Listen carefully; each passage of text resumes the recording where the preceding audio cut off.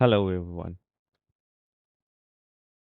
In the last tutorial, we saw how we can use React inside Rails. But in this tutorial, we are going to see how we can use two repositories or two other apps functioning as one app. Here, Rails will use as backend and React will use as frontend.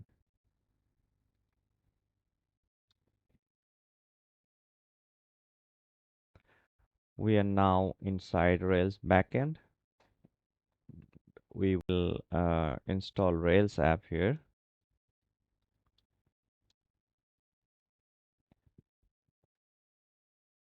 It should be an API app, and I will use database PostgreSQL.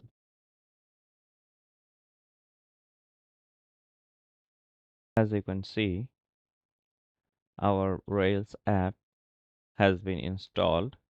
We will create a controller now.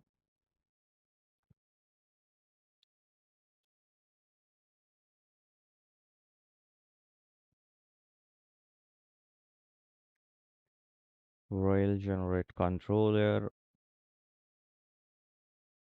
Hello, section name is index.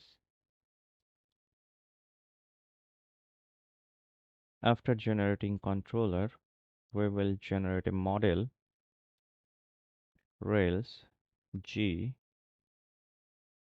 model. Model name is message and the model parameter should be greeting. Greetings type of the parameter is text. Right. And this command will generate a model for us. Message is a model and a schema migration file for us. You can see the table name is messages and the parameter is greetings. I have inputted my password and the user ID in database YML. Now I will create the database using the command rails db create,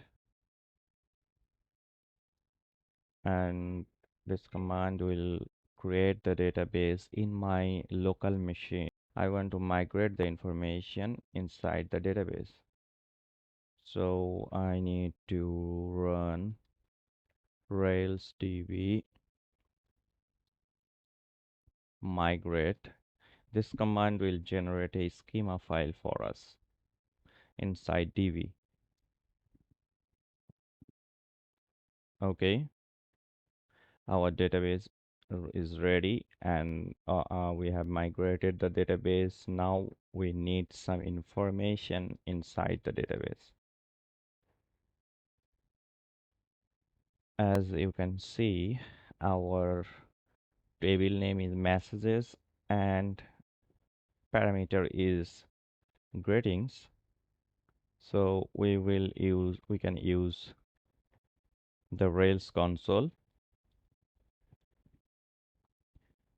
to update the database, or we can use the seed file.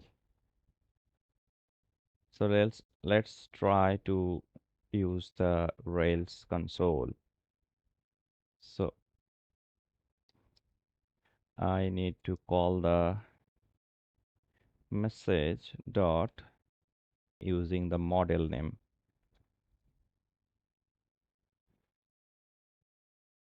Parameter is greetings.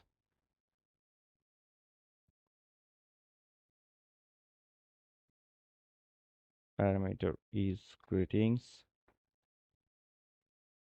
And after greetings, I want to write that hello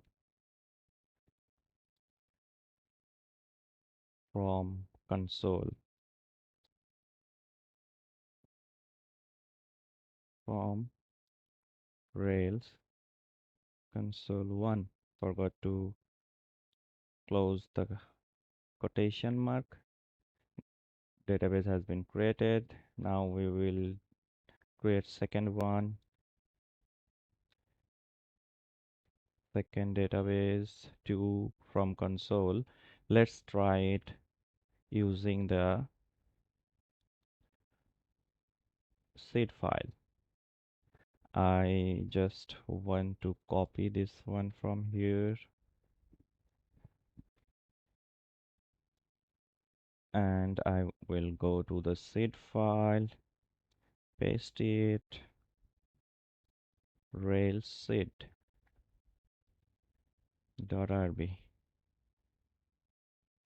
1 so that we can understand the both way is working.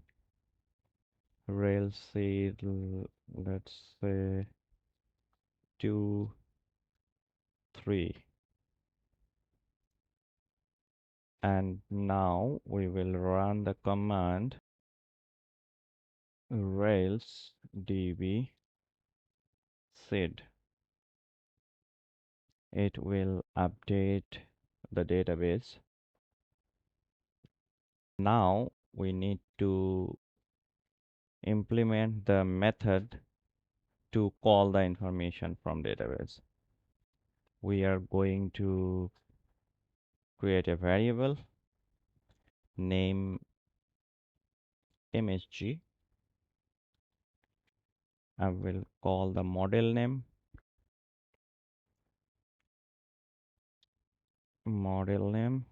and I want to order the information provided by the database as random.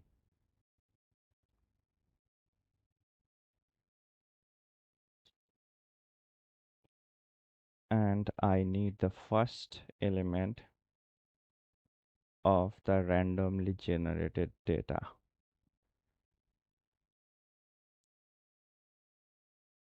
This is okay for internal use, but for external use, we need to convert it to JSON format. First of all, render JSON. This content is the key of the object, to the JSON object, and the value will be dot greetings. Greetings will be the value of the object. Now let's run Rails server.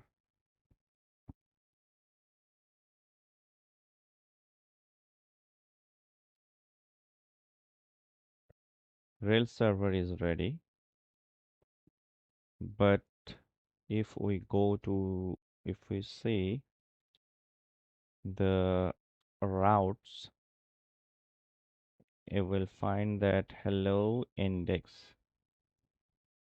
If we use this hello index here, we will get the random information.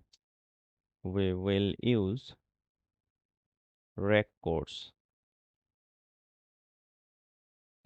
We will go to the rec course gem directly. Here in the documentation, you will find the use of rec course. So as per the instruction, we will go to our gem file. We will go to our gem file, paste that bundle install to install the gem. Here is the configuration for Rails 5.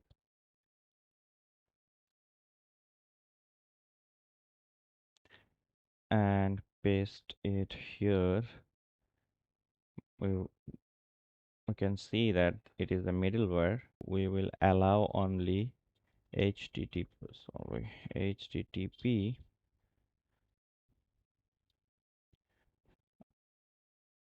local host 3001. This is the end of the front end part. We will install React first. Npx create React app. I want to use this current directory for React, so nothing else to do. Just hit the enter. Let's check the server to confirm that the app has been installed correctly.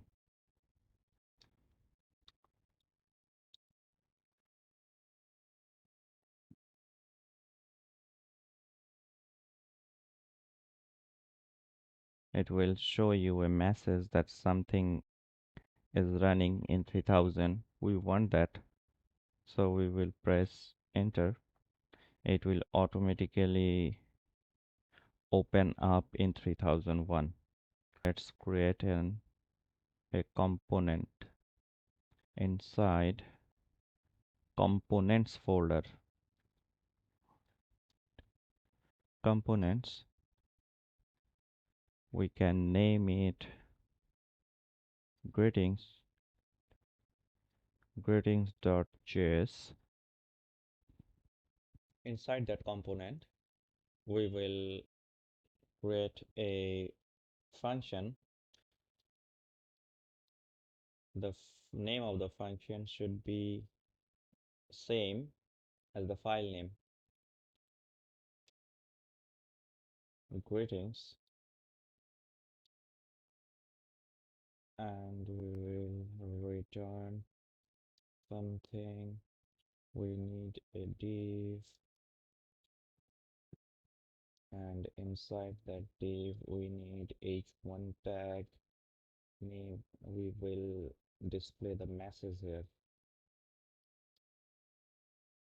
and we need to export this function, export default greetings, so that we can import it inside app. Import greetings from components slash greetings.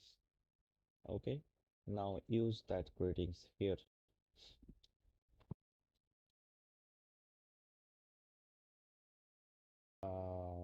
Yes, now it is okay.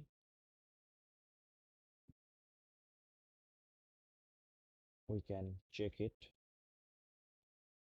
in our app.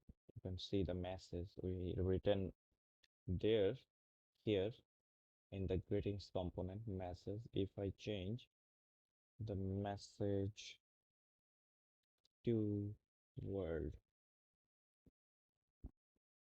then you will find it has been changed immediately. To make a API call, we need to install Axios. Let's go to the front end first and npm install Axios. In this component, we need to import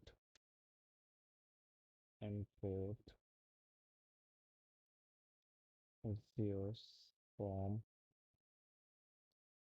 Axios, and we will use a variable to store the information get from Axios. First, we can start axios.get. It will send a get request to where, uh, to the path here. In this path, it will send the get request to this path, to this path, and then what it will do, it will catch the response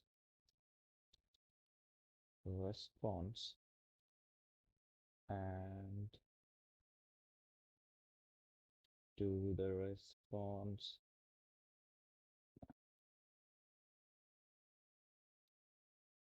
response dot data dot, you need to go back to the backend so that you know what information you have sent there. It is the content. Okay, we also can see here. It is the content. Uh, let's app.js greetings content.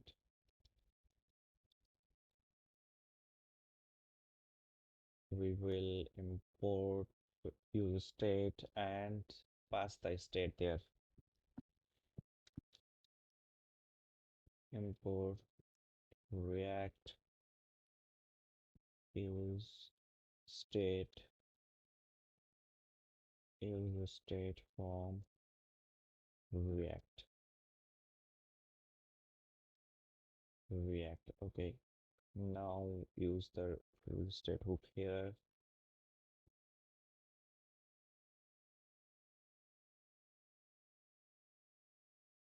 Um, response API response and set API response. Okay, primary state is blank. Okay, as this one. Okay, go ahead. Let's check. You can see it is rolling up continuously. To stop that, what we can do, we just use an use effect hooks. When you open the page, that refresh, the state will be changed and the current state will be displayed in the page. So use effect hook. We need use effect hook and we will use it here. Use effect, and also we need to use functions and second brackets after the exhaust. I need to put that here.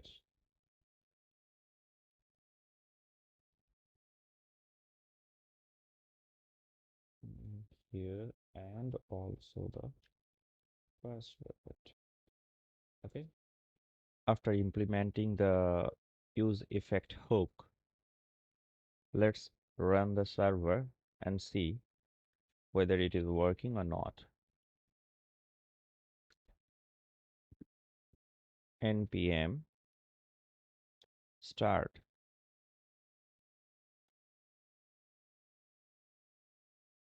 Okay,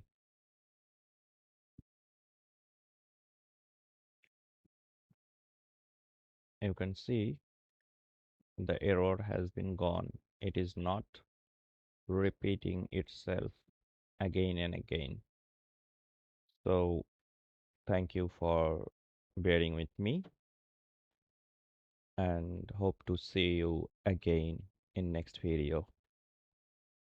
Happy coding.